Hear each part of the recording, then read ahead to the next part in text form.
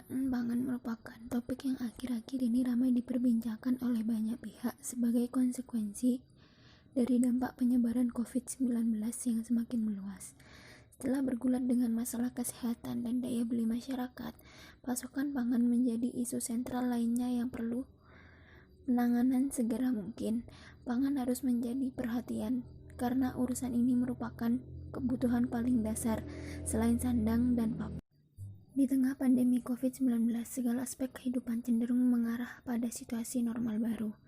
Himbauan pemerintah terhadap masyarakat untuk melakukan pekerjaan dari rumah, working from home, dan menjaga jarak secara fisik, sosial, atau physical distancing, serta kebijakan beberapa pemerintah daerah yang mengimplementasikan karantina wilayah secara parsial dan melakukan pembatasan kegiatan di keramaian.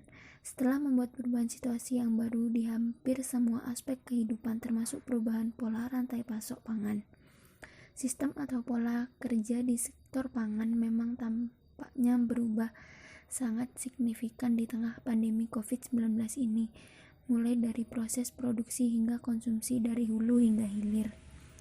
Dari perspektif produksi atau hulu, para petani dan produsen makanan mulai merasakan perubahan terkait pasokan input dan juga harus menyesuaikan protokol produksi untuk menjamin kualitas dan keamanan pangan di tengah pandemi COVID-19, khususnya di wilayah yang sudah terkontaminasi.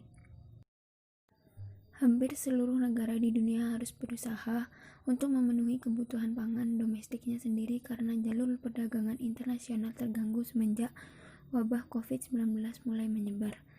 Produksi dalam negeri menjadi tumpuan utama bagi setiap negara saat ini, termasuk Indonesia. Fasilitas produksi seperti mesin dan peralatan pertanian, subsidi pupuk dan benih, serta fasilitas pendukung produksi lainnya perlu menjadi prioritas bagi peningkatan produksi dalam negeri. Hal ini urgent untuk direalisasikan mengingat 93% mayoritas petani di Indonesia adalah petani kecil. Fasilitas dan bantuan sangat dibutuhkan agar mereka terbantu untuk meningkatkan kinerja produksinya. Dalam situasi pandemi ini, selain fasilitas atau bantuan yang telah disebutkan di atas, diperlukan juga protokol produksi yang dapat menjamin kualitas dan keamanan pangan yang terbebas dari COVID-19. Ketersediaan dan stabilitas harga pangan di tengah pandemi COVID-19. Secara global, harga pangan di dunia memang tampaknya masih dalam batas wajar, setidaknya hingga Maret 2020. Berdasarkan data yang dihimpun dari FAO, harga pangan dunia secara nominal dan real memang mulai terjadi tren peningkatan sejak Oktober 2019 hingga Januari 2020. Kemudian mulai menurun tipis pada bulan selanjutnya, Februari dan Maret 2020. Di Indonesia sendiri, jika melihat dari data inflasi bulanan, inflasi barang bergejolak yang didominasi bahan pangan juga menunjukkan tren yang serupa. Meskipun begitu, pemerintah perlu tetap mewaspadai kemungkinan kenaikan harga pangan, khususnya menjelang Hari Raya Idul Fitri pada bulan Mei 2020. Data dari Pusat Informasi Harga Pangan Strategi Nasional saja telah menunjukkan peningkatan rata-rata harga beras sebesar 0,8% selama periode Januari hingga Maret 2020.